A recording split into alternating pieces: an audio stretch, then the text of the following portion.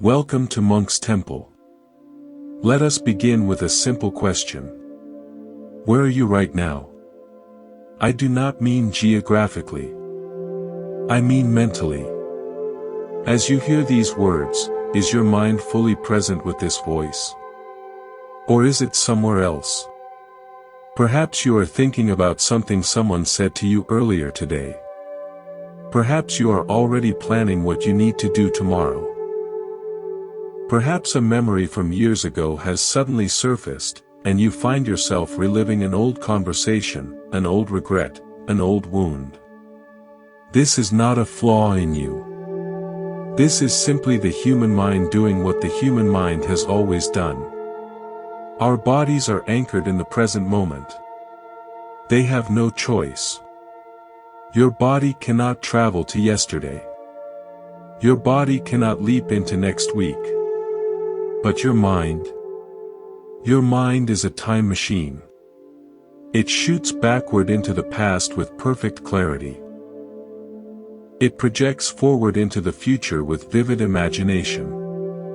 It visits places you have never been, has conversations that will never happen, and creates entire worlds that exist nowhere except inside your own head. This is an incredible ability. It is what allows us to plan, to create, to learn from mistakes. But it also comes with a price. That price is restlessness. Think about the last time you tried to sit still for even 5 minutes. Perhaps you closed your eyes and tried to focus on your breath. What happened? Within seconds, probably, a thought arrived. Then another thought. Then a memory. Then a worry. Then a plan. Then an itch. Then a sound outside. Then a judgment about how bad you are at sitting still. This is not because you are doing something wrong. This is because you are experiencing the fundamental nature of the untrained mind. The great teacher, the Supreme Buddha, spent his entire life studying this one phenomenon. He did not look to the heavens for answers. He looked inward. He observed the mind with the precision of a scientist and the patience of a sage. And he made a remarkable discovery. He said that there is nothing in all of existence that changes as rapidly as the human mind. Nothing. Consider this. Light travels at 186,000 miles per second. Electricity can circle the entire planet in a fraction of a second. But the mind is faster. In the time it takes for a single heartbeat, the mind can generate thousands of discrete thoughts, images, memories, and sensations. It can jump from a childhood birthday party to a fear about a presentation next week to a craving for chocolate to a memory of a song you haven't heard in 20 years. It does all of this in the blink of an eye. This is the instrument you are working with. This is the raw material of your inner life. You have probably heard the term monkey mind before. It is a classic analogy from Buddhist psychology. The untrained mind is like a monkey. But not a calm, peaceful monkey sitting under a tree.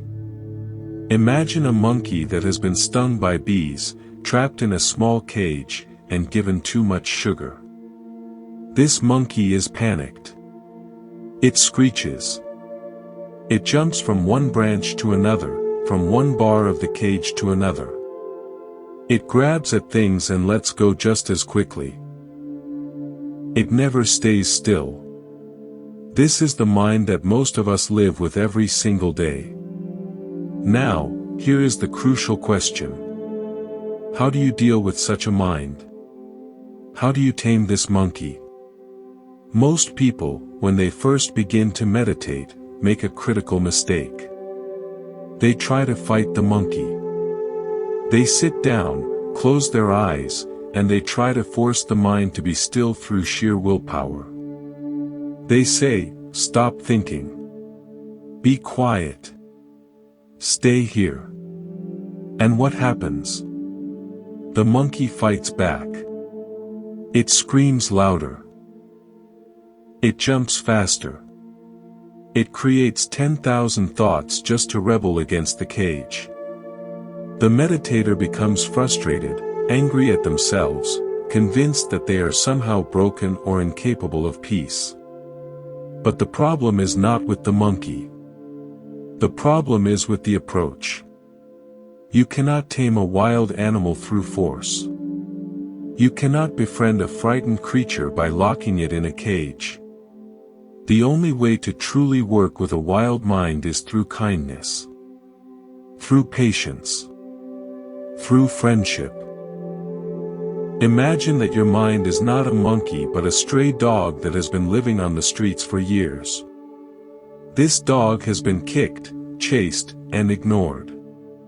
It has learned to be afraid of everyone. It runs from any hand that reaches toward it. If you try to grab this dog and force it to come home with you, it will bite you. It will run away. It will never trust you. But if you sit quietly at a distance, if you show patience, if you toss a small piece of food and wait, something different happens. The dog watches you. It sees that you are not a threat. Slowly, over days or weeks, it comes closer. Eventually, it will eat from your hand. Eventually, it will let you touch it. Eventually, it will follow you home. This is not a relationship based on force. It is a relationship based on trust. Your mind is that stray dog. For your entire life, it has been kicked by stress, chased by anxiety, ignored by distraction. It has learned to be afraid of stillness because stillness has never felt safe. When you sit to meditate, the mind does not know how to be calm. It only knows how to run. Your job is not to catch it. Your job is to sit quietly and show it that stillness is safe. Your job is to be patient, to be kind, to be present, and to wait. Eventually, the mind will learn to trust you. Eventually, it will rest in your presence. But this takes time. This takes patience. This takes friendship. In our first part together, we explored the fundamental nature of the mind. We saw how it jumps from thought to thought like a frightened monkey, and how most of us make the critical mistake of trying to fight this wildness rather than befriend it. Today, we are going deeper into what this friendship actually looks like in practice. Let us begin with a simple observation. Right now, as you listen to this voice, notice what is happening in your mind. Perhaps there is a voice commenting on these words. Perhaps there is a memory surfacing. Perhaps there is a plan forming for later today. Perhaps there is just a vague sense of restlessness, a feeling that you should be doing something else right now. This is not a problem. This is simply the mind doing what minds have always done. The Buddha taught that the mind is like a river.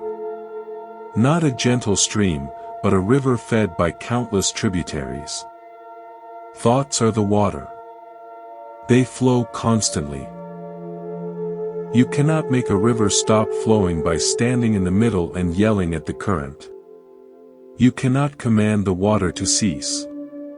The only thing you can do is step onto the bank and watch the river flow past. You can observe without being carried away. This is the essence of meditation. It is not about stopping thoughts. It is about stepping onto the bank. It is about shifting your identity from the water to the observer of the water.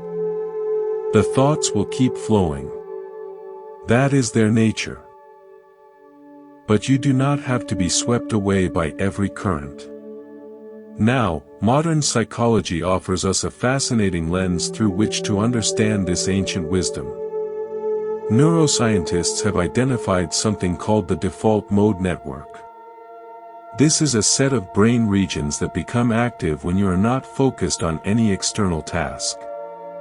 When you are daydreaming, when you are ruminating, when you are thinking about yourself and your life, this network is hard at work. For most people, it is hyperactive. It is like a car engine that never stops revving, even when the car is parked. From an evolutionary perspective, this made sense. Our ancestors needed to constantly scan for threats, remember where food was, plan for winter, analyze social dynamics. A mind that was too still would have been dangerous on the ancient savanna. You would not notice the predator in the grass. You would not prepare for the coming cold. The problem is that we no longer live on the savanna. We live in a world of smartphones, social media, and endless stimulation. Our ancient survival mechanism is now running in an environment it was never designed for. It never stops alarming. It never stops scanning. This is why so many of us feel anxious and exhausted even when there is no immediate danger. The Buddha saw this 2,500 years ago without any technology.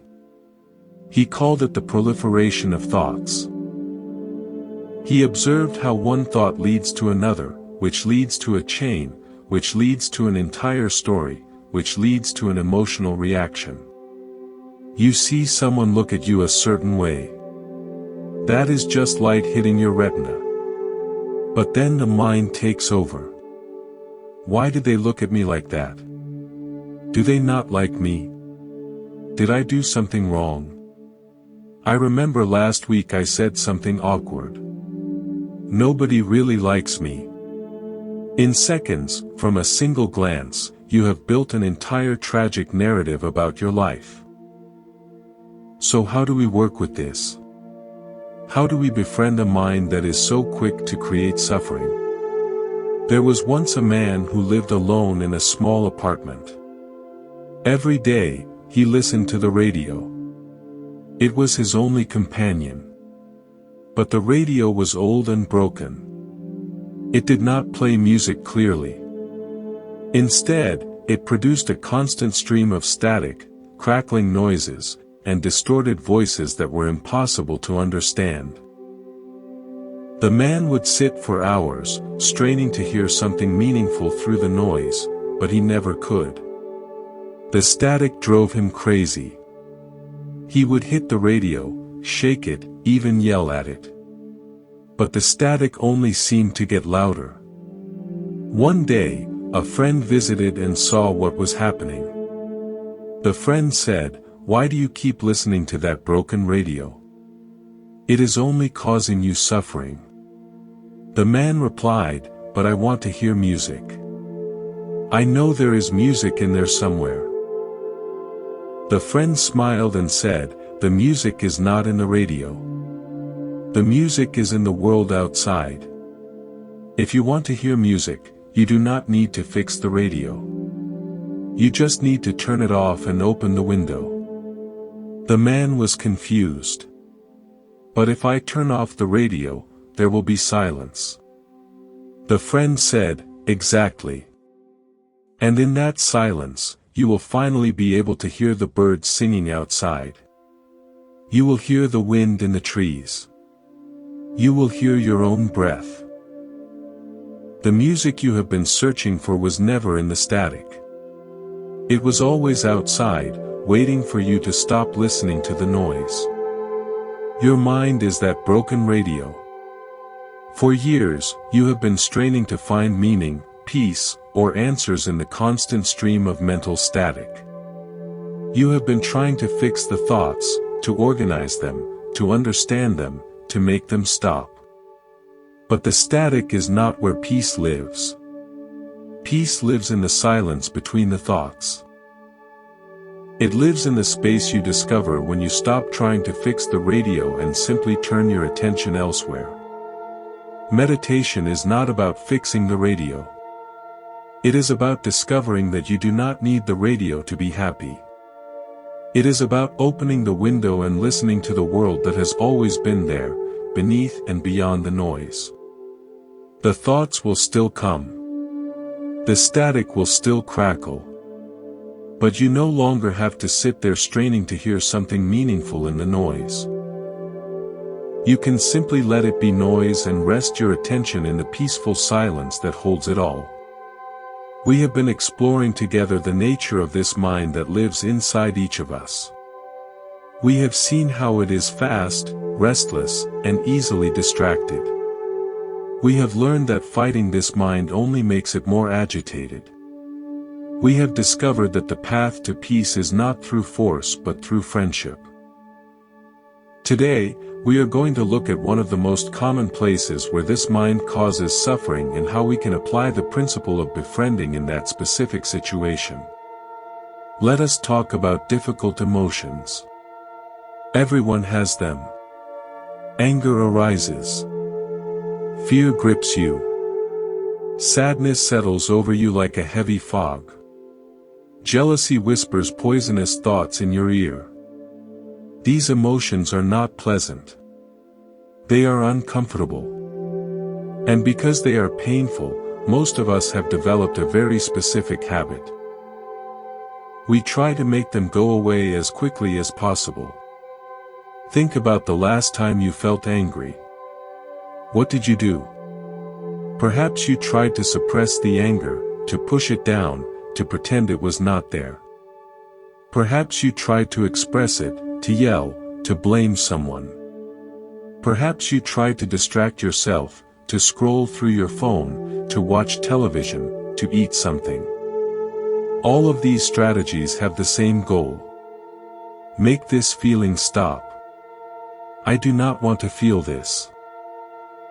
The Buddha had a different approach. He taught that difficult emotions are not enemies to be destroyed. They are visitors to be welcomed. They are messengers bringing important information. They are teachers offering lessons about the nature of mind. But we can only receive their teachings if we are willing to sit with them, to listen to them, to befriend them. This sounds counterintuitive. Why would anyone want to befriend anger? Because fighting it does not work. You have been fighting anger your entire life, and anger still visits you regularly. You have been running from fear for decades, and fear still catches up with you. The strategy of resistance has failed. It is time to try something different. Imagine that a difficult emotion is like an uninvited guest who shows up at your door. You open the door, see this guest, and immediately you start screaming at them. Go away. I did not invite you. What does the guest do? They stay. They knock louder. They try to push their way in. The more you resist, the more persistent they become. Now imagine a different response. You open the door, see the guest, and you smile. You say, "Oh, hello, anger. I see you have come for a visit. Please, come in. Sit down. Would you like some tea?" What happens then? The guest is disarmed. The guest has nothing to fight against. The guest sits down, has some tea, and eventually, after a while, gets up and leaves on their own. This is the practice of befriending difficult emotions. When anger arises, you do not suppress it. You do not act on it. You simply turn toward it with curiosity. You notice where it lives in your body. Perhaps it is heat in your chest. Perhaps it is tension in your jaw. You observe these sensations without judgment. You breathe into them. You make space for them. And something remarkable happens. The anger loses its power. It becomes just another sensation, arising and passing away like everything else. There was once a fisherman who made his living on a large lake. He knew the water well. He knew where the fish gathered. He knew how to read the wind. But one day, a storm came up unexpectedly. The wind howled. The waves grew tall. His small boat was tossed around like a toy. The fisherman was terrified. He had never faced a storm this powerful. His first instinct was to fight. He grabbed his oars and began rowing with all his strength, trying to reach the shore. But the waves were too strong. The wind pushed him back. The more he fought, the more exhausted he became. His arms burned. His lungs ached. The boat took on water. He was going to drown. In his exhaustion, he stopped rowing. He let go of the oars. He sat down in the bottom of the boat and accepted his fate. And then something unexpected happened. When he stopped fighting, he noticed that the boat was not sinking. It was designed for storms. It was built to float. It rose and fell with the waves instead of trying to cut through them. The boat was safe. He was safe. The storm still raged around him, but he was no longer fighting it.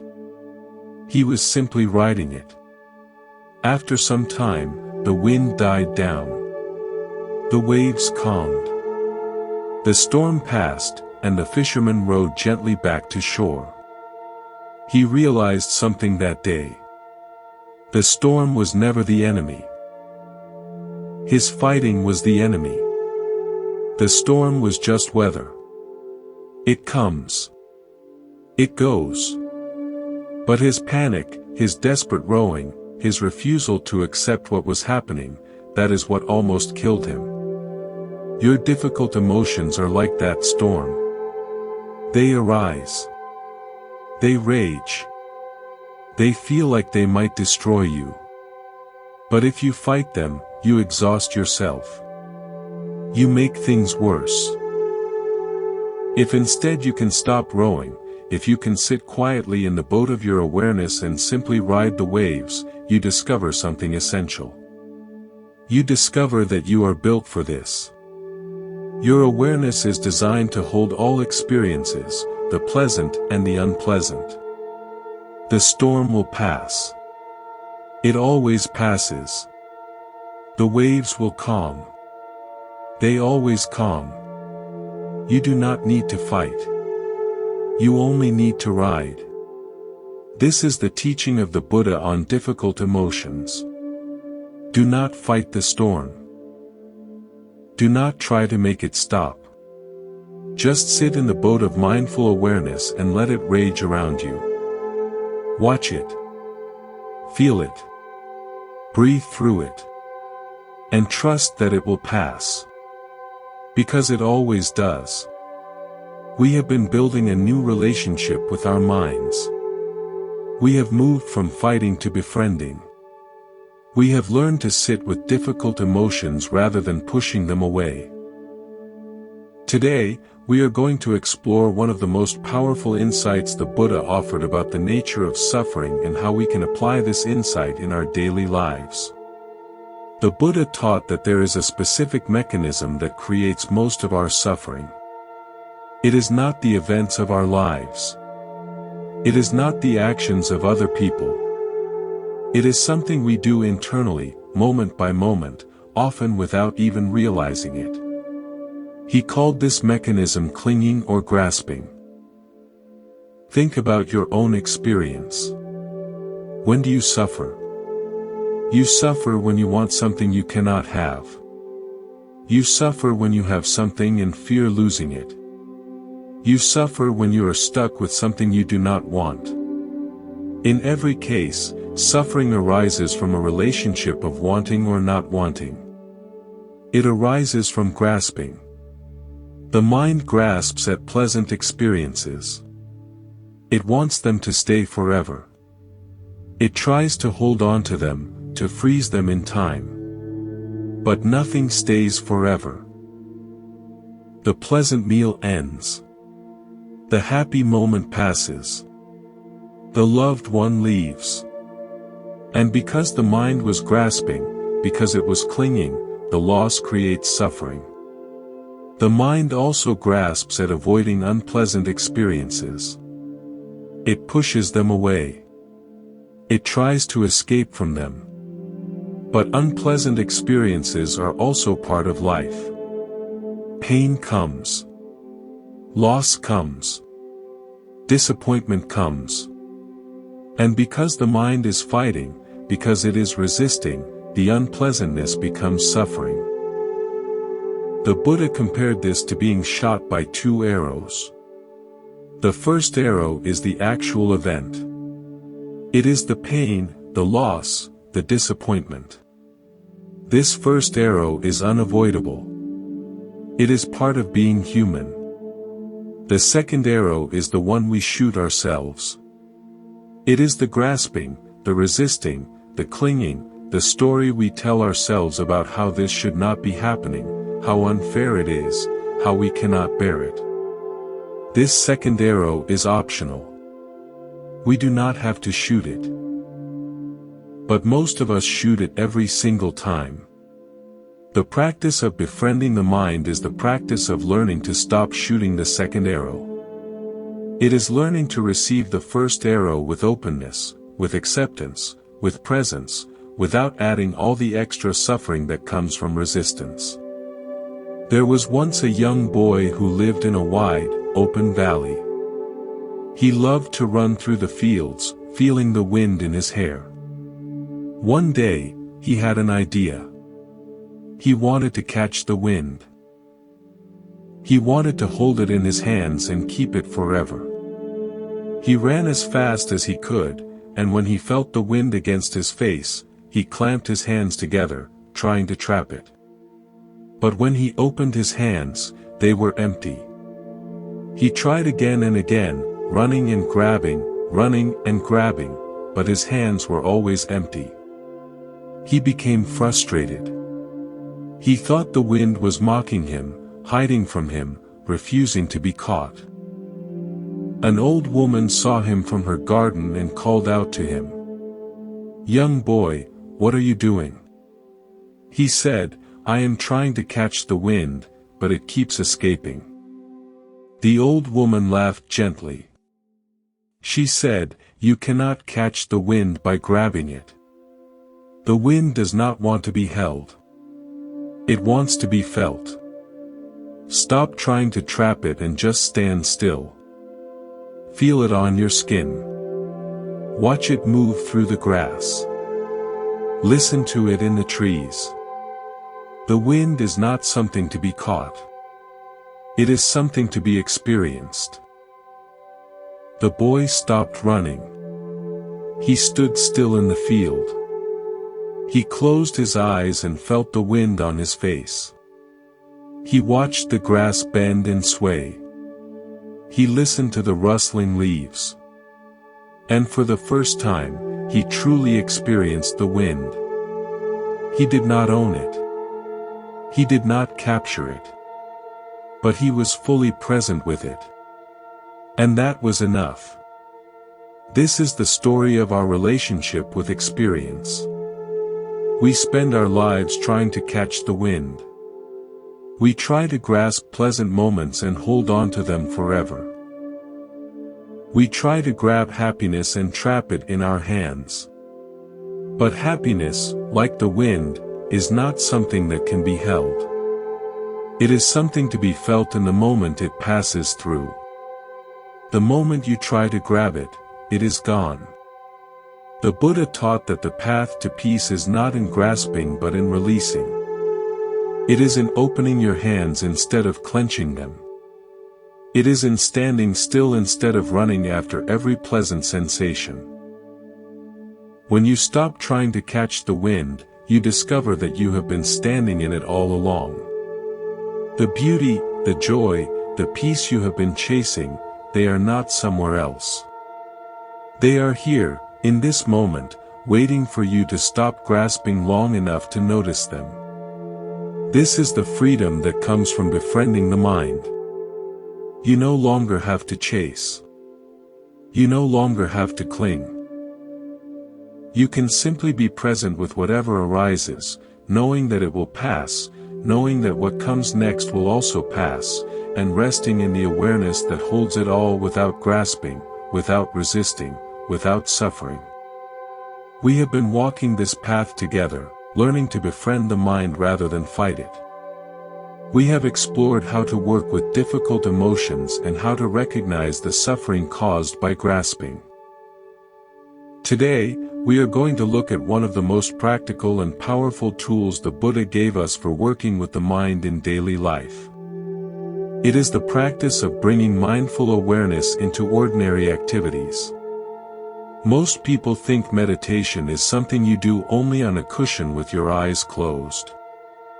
They think it is separate from life. They sit for 20 minutes and then go back to their day, leaving their meditation behind like a coat hanging in a closet. But the Buddha taught something different. He taught that meditation is not an activity. It is a way of being. It is a way of relating to every moment of your life, not just the moments when you are sitting quietly.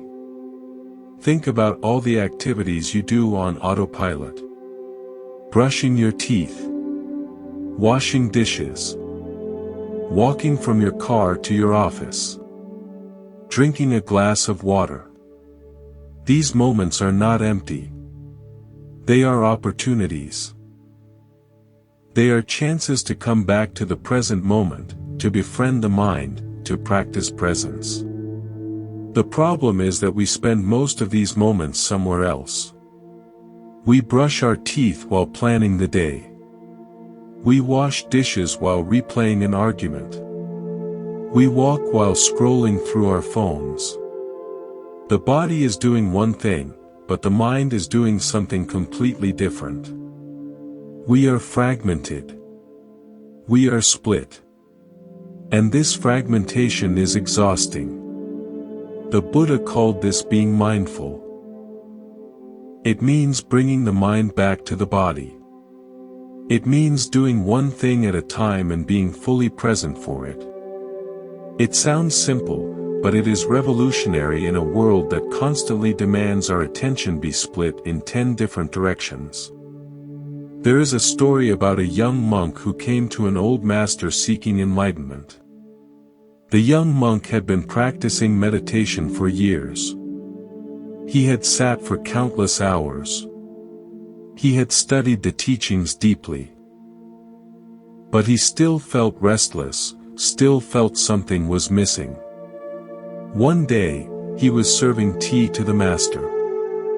He poured the tea carefully into the master's cup. But as he poured, his mind was elsewhere. He was thinking about his practice, about his progress, about whether he would ever attain enlightenment. He poured until the cup was full, and then he kept pouring. Tea spilled over the sides of the cup, onto the table, onto the floor. The master watched calmly. Then he said, "Stop. The cup is full. You cannot pour more tea into a cup that is already full." The young monk looked down and saw the mess he had made. He was embarrassed. The master continued, "Your mind is like this cup. It is so full of your thoughts about enlightenment, your worries about progress, your judgments about yourself, that there is no room for anything new. You cannot receive the teaching because you are too full of your own ideas about what the teaching should be. Empty your cup. Then come back and have tea." This story is not just about tea. It is about how we move through life. Most of us walk around with cups that are overflowing. Our minds are so full of thoughts about yesterday and plans for tomorrow that there is no room for what is actually happening right now. We cannot fully taste our food because we are thinking about the next thing. We cannot fully hear the person speaking to us because we are already formulating our response. We cannot fully feel the sun on our skin because we are scrolling through our phones. The practice of mindfulness in daily life is the practice of emptying the cup. It is the practice of setting down all the thoughts about past and future, even for just a moment, and being fully present with what is right in front of you. When you wash a dish, just wash the dish. Feel the warmth of the water. Notice the texture of the sponge. Watch the soap bubbles form and pop. When you walk, just walk. Feel your feet touching the ground. Notice the air on your skin. See the light and shadows around you. When you listen to someone, just listen. Do not plan what you will say next. Do not judge their words. Just receive them. These small moments of presence are not insignificant. They are the building blocks of a peaceful mind. Each time you bring your attention fully to an ordinary activity, you are strengthening the muscle of mindfulness. You are teaching the mind that it does not need to be everywhere at once. You are showing it that peace is available in the simplest actions. The Buddha did not teach that enlightenment is only for those who sit in caves for decades. He taught that enlightenment is available in every moment, in every activity, for every person who learns to be fully present. Washing dishes can be a meditation. Walking can be a meditation. Drinking tea can be a meditation. It is not about what you are doing. It is about how you are doing it. It is about whether your cup is full of thoughts or empty enough to receive this moment completely. We have been exploring the many dimensions of befriending the mind. We have looked at difficult emotions, at grasping, at bringing mindfulness into daily activities. Today, we are going to examine one of the most misunderstood aspects of meditation practice. It is the relationship between effort and ease, between striving and allowing. Many people come to meditation with a goal. They want to achieve something. They want to become peaceful. They want to become enlightened. They want to fix themselves. And so they sit down on the cushion and they try really hard. They strain. They concentrate with fierce determination. They treat meditation like a project to be completed, a problem to be solved. But meditation is not a project. It is not something to achieve. It is something to uncover. The peace you are seeking is not somewhere in the future. It is not a reward for enough hard work. It is your own nature. It is what is left when you stop striving, stop grasping, stop trying to become something other than what you already are. The Buddha taught about the middle way. It is the path between extremes. In meditation, the extremes are striving too hard and being too lazy. Striving too hard creates tension. It makes the mind tight and agitated. Being too lazy creates dullness. It makes the mind sleepy and foggy. The middle way is relaxed awareness. It is alert but not tense. It is calm but not dull. It is effort without struggle. Think about how you hold a small bird in your hand. If you hold it too tightly, you will crush it. If you hold it too loosely, it will fly away. There is a quality of touch that is just right. It is firm enough to hold, gentle enough not to harm. This is how you hold your attention in meditation. Not too tight. Not too loose. Just right. This is a delicate balance. It takes practice to find. But once you find it, meditation becomes less like work and more like rest. It becomes less like fighting and more like floating. There was once a famous sculptor who was known throughout the land for the beauty of his creations. People would travel from far away just to see his work. One day, a young man came to him and asked to become his apprentice. The sculptor agreed. The first day, the sculptor gave the young man a large block of marble and a set of tools. He said, "I want you to carve a horse." The young man was eager.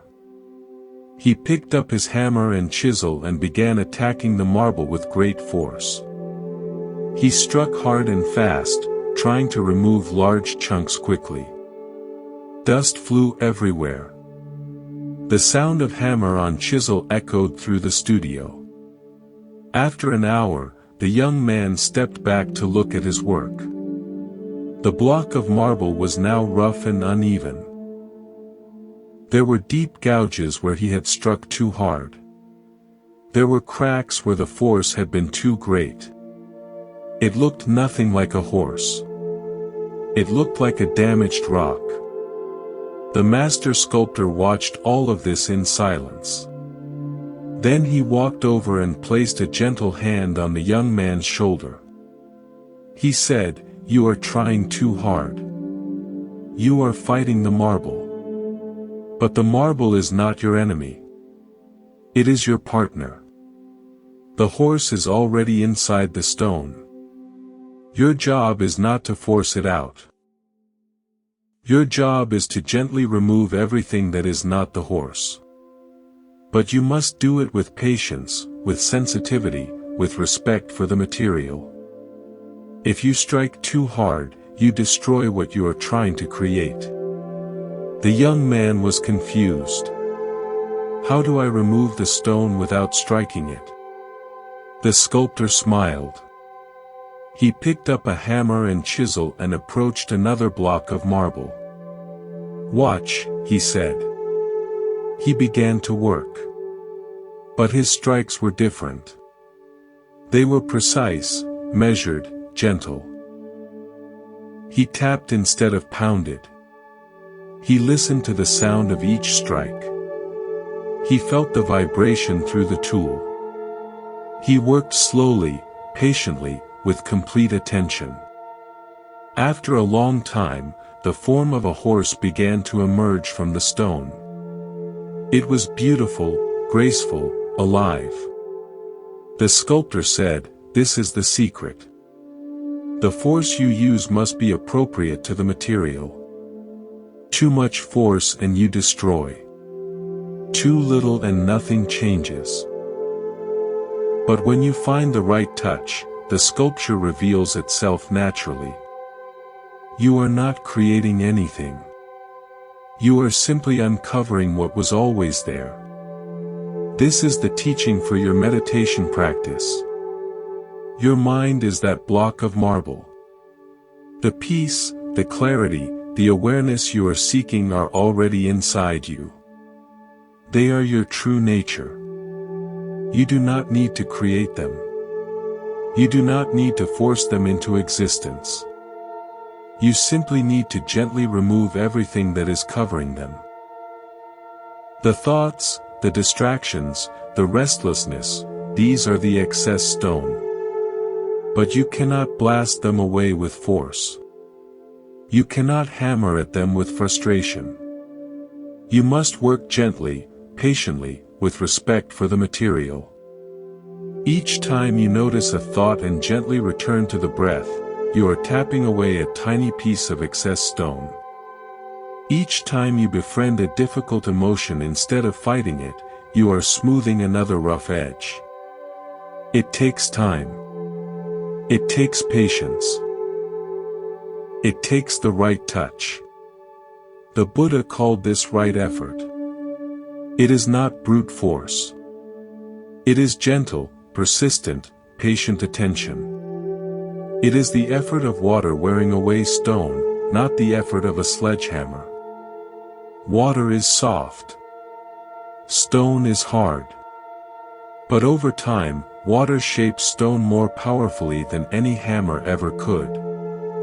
Your gentle, patient, consistent practice will shape your mind more profoundly than any forceful striving ever could. You just need to find the right touch. Not too tight. Not too loose. Just right. We have been traveling together through the landscape of the mind. We have explored its speed, its restlessness, its tendency to grasp and resist. We have learned to befriend difficult emotions and to bring mindfulness into ordinary activities. Today, we are going to explore one of the most liberating insights the Buddha offered. It is the understanding of impermanence. Everything changes. This is not just a philosophical idea. It is a fundamental law of existence. Your body changes. Your thoughts change. Your emotions change. Your relationships change. Your circumstances change. Everything that arises passes away. Everything that begins ends. This is so obvious that we overlook it. And because we overlook it, we suffer. The suffering comes from expecting things not to change. We want the pleasant moments to last forever. They never do. We want the unpleasant moments to end immediately. They never do on our schedule. We are constantly fighting against the flow of reality. We are constantly trying to make the river stop flowing. And this fighting, this resistance, this is the suffering. The Buddha did not teach impermanence to depress us. He taught it to free us. When you truly understand that everything changes, you stop trying to hold on to things. You stop grasping. You stop clinging. And when you stop grasping, you stop suffering. It is simple. It is not easy, but it is simple. Think about a movie. When you watch a movie, you know it will end. You know the characters are not real. You know the story is temporary. But this knowledge does not ruin the movie. In fact, it allows you to enjoy it fully. You can laugh at the comedy because you know it is temporary. You can cry at the tragedy because you know it is temporary. The temporariness is what gives the movie its meaning. Life is the same. The fact that things are impermanent does not make life meaningless. It makes life precious. It makes each moment valuable.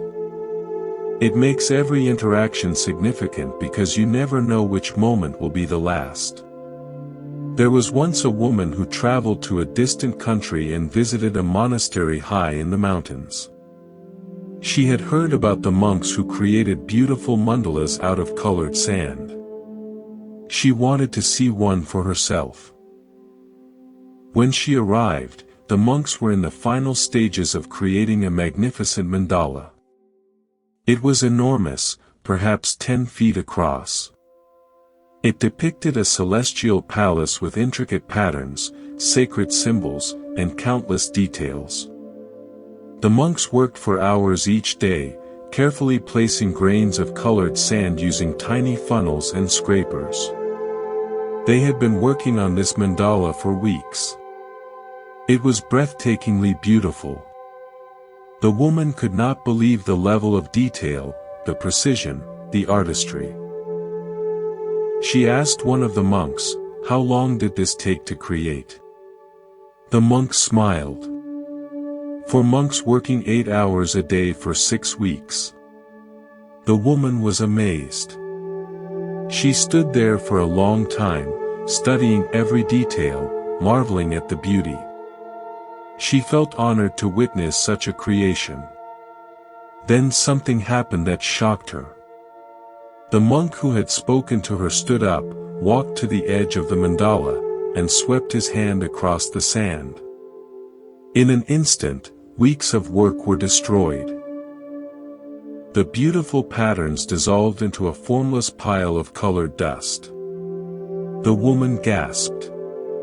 She cried out, "Why would you do that? It was so beautiful. All that work. All that time." The monk looked at her with kind eyes. He said, "This is the teaching. The mandala was beautiful, yes. But its beauty was never in its permanence.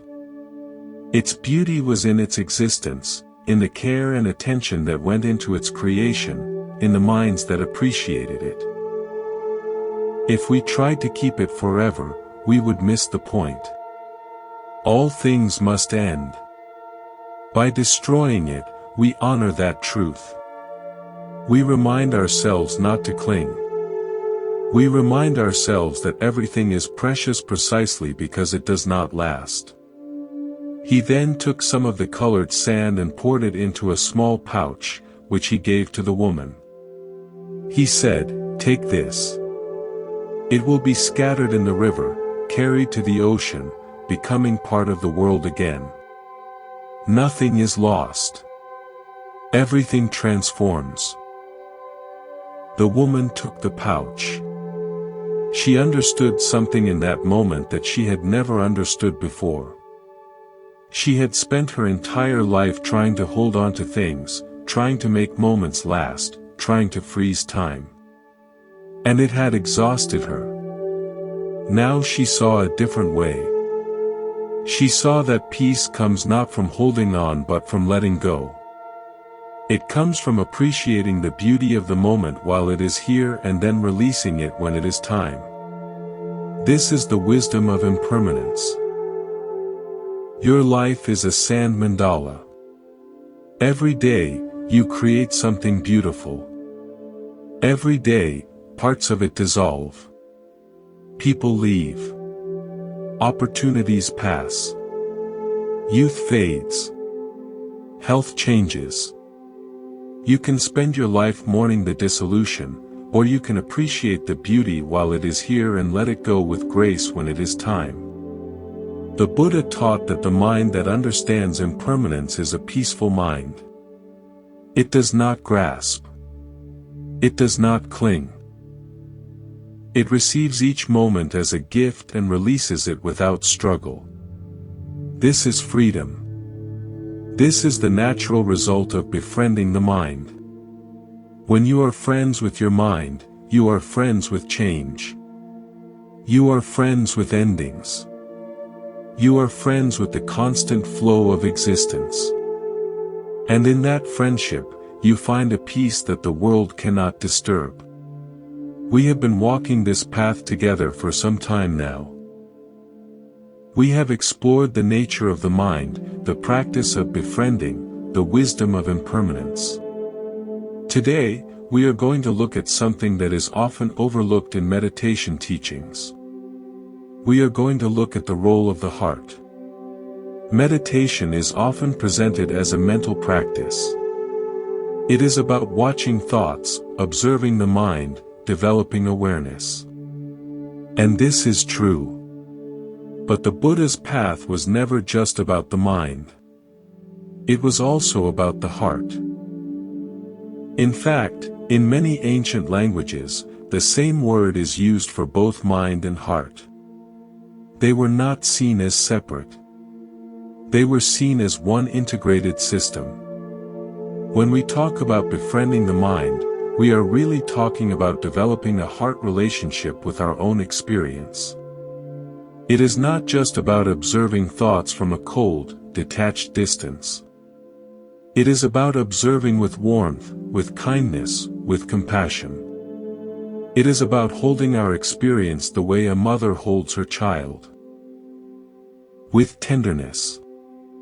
With care. With love. This quality of heartfulness is what transforms meditation from a technique into a path of liberation. Without it, meditation can become dry, mechanical, even harsh. With it, meditation becomes a homecoming. It becomes a way of reuniting with yourself in love. The Buddha taught specific practices for developing this heart quality. He called it metta, which is often translated as loving kindness. It is the sincere wish that yourself and all beings be happy, be peaceful, be free from suffering. And interestingly, the practice of metta begins with yourself.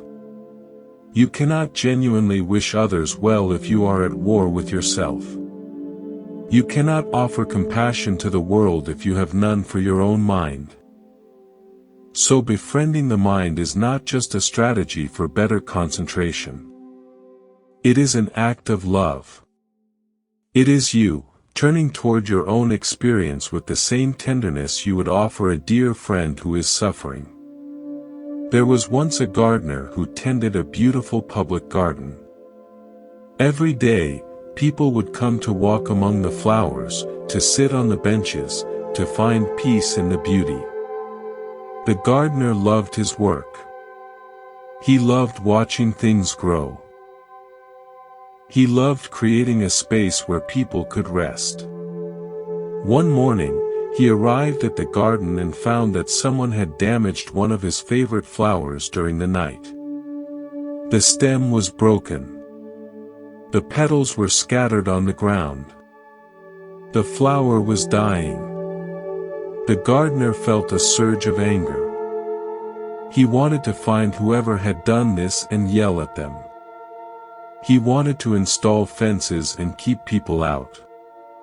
His beautiful garden felt violated. He stood there for a long time, looking at the damaged flower. His anger grew.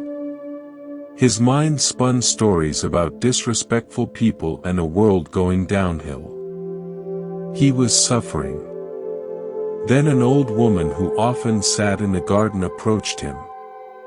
She had seen him standing there, frozen, staring at the flower. She said, "Gardener, I see your pain. You love that flower. It is hard to lose something you love."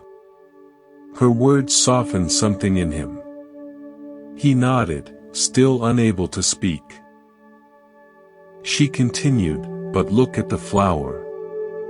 It is not angry. It is not blaming anyone. It is simply being what it is in this moment. Broken. Dying. And still beautiful. Can you be like the flower? Can you be broken without being bitter? Can you be hurt without becoming hard?" The gardener looked at the flower again. He noticed that even in its damaged state, it had a certain grace. The broken stem still held a few petals. The colors were still vibrant. The flower was not resisting what had happened. It was just being. It was just living its last moments in peace. The gardener's anger dissolved. He knelt down and gently touched the broken stem. He said a silent thank you to the flower for the beauty it had given. Then he began his work for the day, tending the other flowers with even more care than before. This is the teaching of the heart. Life will break things. People will disappoint. Circumstances will damage what you love. You can respond with anger, with bitterness, with fences. Or you can respond like the flower. You can be broken without becoming hard. You can be hurt without closing your heart. The Buddha taught that the mind and heart are not separate. When the mind is at war, the heart closes. When the mind makes peace, the heart opens. Befriending your mind is the pathway to opening your heart. When you stop fighting your thoughts, you stop fighting yourself. When you stop fighting yourself, you stop fighting the world. And when you stop fighting the world, love becomes possible. Not the love that grasps and clings, but the love that simply wishes well. The love that sees suffering and responds with kindness. The love that holds the broken flower without needing it to be unbroken. This is the ultimate fruit of befriending the mind. It is not just peace. It is love. It is not just stillness. It is compassion. It is not just awareness. It is heartfulness. The mind and heart, unified, at rest, open to all of life exactly as it is. So as you continue your practice, remember this. You are not just training a muscle. You are not just developing a skill. You are learning to love yourself. You are learning to hold your own experience with tenderness. And from that tenderness, all good things grow. From that tenderness, peace arises naturally. From that tenderness, compassion flows outward to everyone you meet. This is the path. This is the practice. This is the gift of befriending the mind. We have traveled far together on this journey. We have explored the nature of the mind, the practice of befriending, the wisdom of impermanence, and the opening of the heart. Now we arrive at the final part of our time together. And in this final part, we are going to bring everything together. We are going to look at what it means to live from this place of befriending, not just on the cushion, but in every moment of your life. The Buddha's teaching was never meant to be just a philosophy. It was never meant to be just something you think about. It was meant to be lived. It was meant to be embodied. It was meant to transform not just your meditation sessions, but your entire existence. So what does it look like to live from this place? It looks like moving through the world with less struggle. It looks like meeting challenges with more ease. It looks like relating to people with more kindness. It looks like waking up in the morning and not immediately being caught in a torrent of worry and planning. It looks like lying down at night and being able to rest, truly rest, because you are not at war with yourself. Living from this place does not mean your problems disappear. Problems will always arise. Challenges will always come. Pain is part of life. But suffering is optional. When you have befriended your mind, you can have problems without being consumed by them. You can feel pain without adding layers of story and resistance. You can experience loss without losing yourself. This is the freedom the Buddha spoke of. It is not freedom from life. It is freedom in life. It is the freedom to be fully present with whatever arises, knowing that you are more than whatever is happening. You are the awareness in which all things appear and disappear. You are the sky, not the clouds. You are the ocean, not the waves. There was once an old weaver who had been creating beautiful fabrics her entire life. Her hands knew the threads. Her eyes knew the patterns. Her heart knew the rhythm of the loom. She was famous throughout the region for the quality of her work. One day, a young woman came to her and asked to learn. The old weaver agreed. She sat the young woman at a loom and gave her a simple pattern to follow. The young woman began to work, but she struggled. The threads tangled. The pattern went wrong. She became frustrated.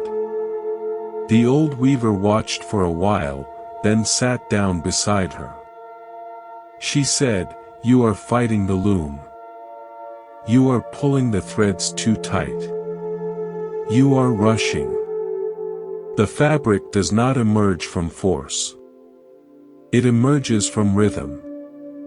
Watch." The old weaver began to work on her own loom.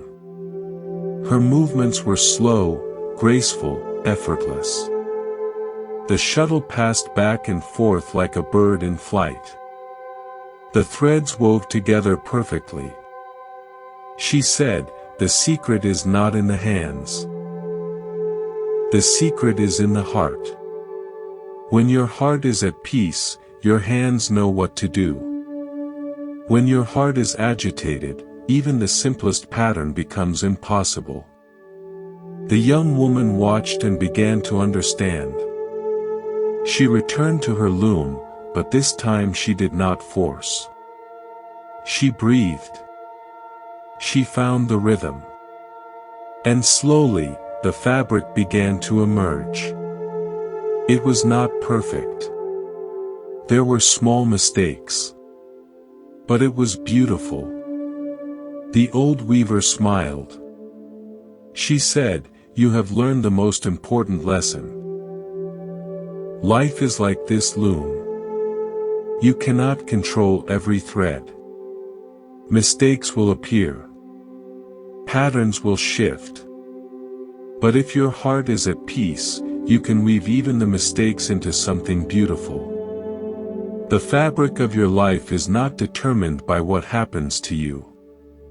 It is determined by how you weave it." This is the final teaching. Your life is a weaving. Every moment is a thread. Some threads are bright and joyful. Some threads are dark and painful. Some threads are tangled and confusing. The untrained mind tries to pull out the dark threads, tries to smooth the tangles by force. But this only damages the fabric. The befriended mind weaves differently. It accepts each thread as it comes. It works with the dark threads and the light. It finds a way to incorporate the tangles into the pattern. It trusts that the weaving is not finished yet. It knows that what looks like a mistake now may become an essential part of the beauty later. So as you go forward from this place, remember the weaver. Remember the loom. Remember that you are not just the threads. You are the weaver. You are the awareness in which all threads appear. You are the peace that holds it all. May you continue to befriend your mind. May you continue to open your heart.